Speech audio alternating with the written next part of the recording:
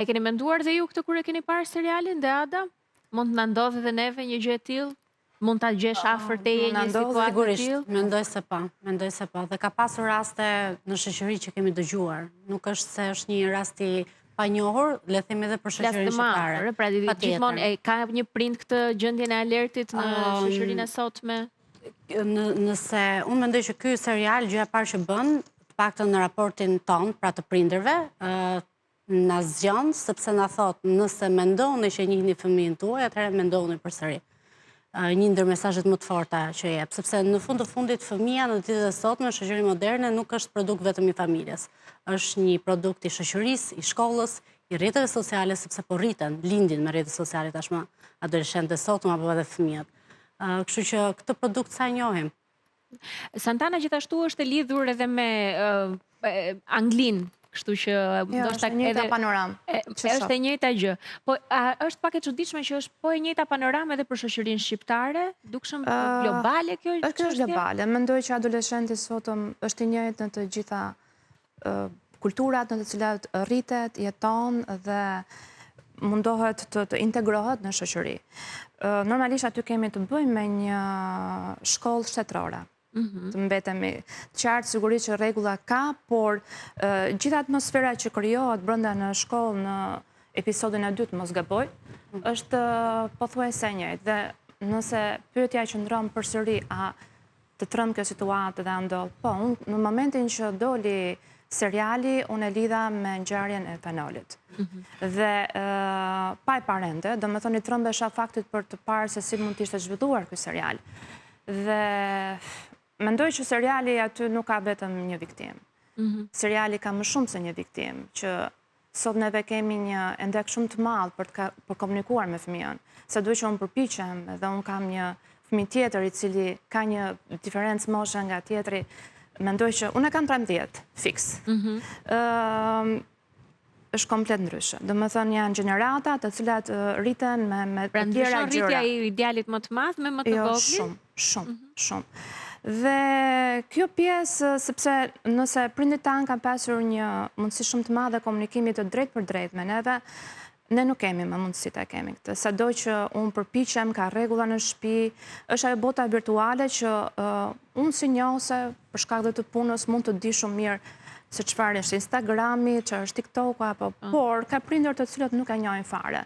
Domethënë aty flitej për një bashkësi apo incel ku fliteshin të gjitha dhe emojit ishin shumë të rëndësishme, ndërkohë që komisari i policisë në jetën e tij kishte përdorur vetëm një zemër të kuqe, aty flitej për zemra jeshile, që hapeshin rrugët e komunikimit. Ka shumë momente seriali që për mua janë goditse dhe vërtet nga shëryese për çdo prind. Por ai momenti që mua vërtet përveç prindit më mbeti në mendje është finalja me psikologen. Ai kërkoi me domosdoshmëri të jashtëzakonshme pranimin e saj. A jam unë i mirë para syve të saj? Domethënë, ishte një moment që ai kërkonte vetveten dhe ai është në kërkim, sigurisht është 13 vjeçar. Ai edhe me vetveten e tij nuk e ka menduar çfarë ka bërë. Nuk është akoma i qartë, ndoshta edhe psikologja mund na orientojë më shumë, por nuk është i qartë për veprimin që ka kryer dhe e gjitha kjo ishte mos pranimi. Domethënë, adoleshenti i sotëm është më i pranuar nga lajket, nga komentet, duhet të jetë shumë popullor, sepse aty thoshin gjithmonë, famous duhet të jesh sa më i famos në shkollë dhe edhe dialogu që bëri i biri i komisarit apo i shefit policisë me të ishte pikërisht kjo gjëja, e është e rëndësishme të jesh kaq famos, kaq i njohur në ambientet e shkollës. Pastaj ambienti i shkollës është vërtet i frikshëm sepse në disa momente aty vjen re që thyen rregullat, injorohet personi përpara të cilit të je. I flitet mësuesi, ai fillon të tallet, të bëj shaka.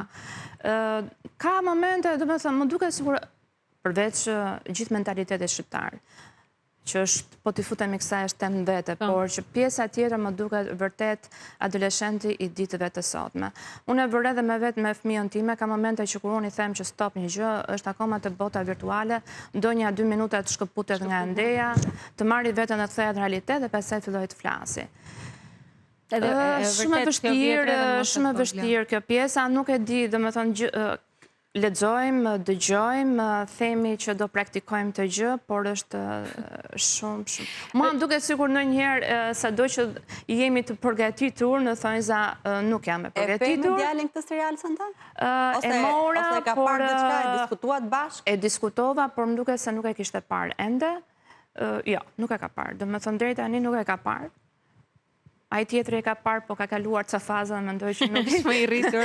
Ai ishte psikolog klinik, kështu që nuk është se Nuk i ai duhet tash për ta studiuar veten e tij për të kuptuar gjërat, po jo që po realiteti është ajo shkolla që ne shikojmë. Të gjitha marrëdhëniet si në presion më duken edhe në bazë të këtij seriali. Pra qoftë marrëdhënia e prindit me fëmijën, prindrit tërkohën në presionin a jam unë një prind i mirë apo e kryej prindërimin si duhet, të gjesh atë përgjigjen e pikpyetjes madhe ku kam gabuar, përpara një situate të tillë, siç është në rastin e filmit, është tragjedi shumë e madhe dhe ndoshta e paimagjinueshme për asnjë prind që fëmia të përfundojë në një situatë të tillë. Po duhet jenë edhe të gjitha këto pikpyetjet, kush e ka fajin? Se unë kam bërë çdo gjë mirë. Po, kontrasti në këtë rast është që pikpyetjet u ngritën në rastet kur ndodhe ngjarja. Nuk ngritën në asnjë moment më përpara. Dhe aty shfaqet nëpërmjet disa skenave. E para kur djali i rrëfet psikologës, që modeli prindërimit, së pari do thënë, është vënë theksit të modeli prindërimit të babait ndaj djalit. Në asnjë moment nuk u prek mamaja. Dhe ajo ishte totalisht e qëllimshme. Pse? Për të parë çfarë modeli maskuliteti është rritur djali. Pra, edhe në pyetjen që psikologja bëri që çfarë marrëdhënie ke me babain, përgjigjja e djalit ishte menjëhershme, nuk më ka rrahur asnjëherë, nuk ka ushtruar dhunë, që në vetvete jep një mesazh, jep një, le themi, një aspekt të marrëdhënies, por ka dhe shumë të tjera. Familja është e shëndetshme. Ka dhe shumë të tjera brenda kësaj. Kjo pjesa e marrëdhënies me babain jepet në shumë momente të tjera. Jepet në momentin që babai punonte dhe punonte fort për të mbajtur familjen, por punonte me orë të gjata, pra ishte i papranishëm fizikisht në shtëpi. Jepet në momentin që babai donte shumë që djali, pra modeli i gjinisë mashkullore që ai donte të jepte, ishte i sportit, i futbollit, dhe pa që në gjitha këto momente që ai kishte dashur të rriste të birin, pra me këtë modelin e maskulitetit, nuk ja kishte arritur. Dhe edhe ky është një element shumë i rëndësishëm, si në marrëdhënien me prindrit, pra që lidhet me pjesën e pikpyetjeve që i bëri në fund, është e tepërt, domethënë momenti kur u bën pikpyetje gjithçka kishte mbaruar.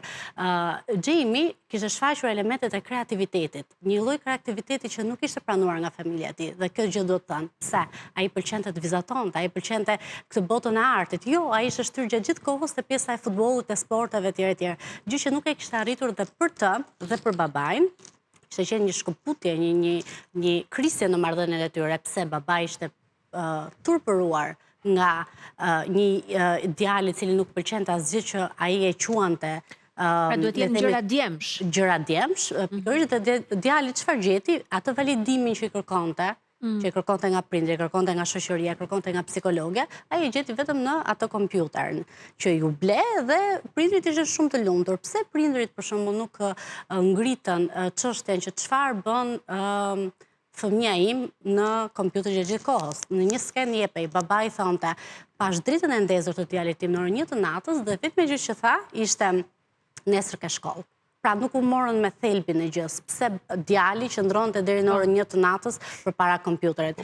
Dhe në këtë rast, domethënë është një lloj këmban alarmi edhe ne si prindër në shoqërinë tonë shqiptare, që nuk është e nevojshme ose nuk është e mjaftueshme më saktë të themi lëre atë telefon. Jo, duhet gjetur instrumentat e para pse fëmijët lëndrojnë kaq shumë në internet. E dyta, cilat janë instrumentet që neve të menaxhojmë lundrimin e tyre në internet, ajo fija të rishje mos e kput, pra edhe pak privatësi, se është mosh pak e vështirë, unë jam mamaj fëmijëve më të vegjël se Santa në rastin konkret, dhe jam e sigur do me thënë që për një fëmijë 13 vjeçar, ato fijet e, po, shumë e vështirë, do me thënë se duhet lejuar dhe pak privatësi e tyre, po njëkohësisht duhet patur dhe instrumenta kontrolle. Por ama, kur e shikon tani pas ngjarjes, ty të duken sikur veprimet e babait kanë qenë kaq shumë të të rëndësishme në rritjen e fëmijës, se mbase po ta shikojë në një situatë që ai fëmijë do vazhdonte të ishte në shkollë, do dukeshin normale.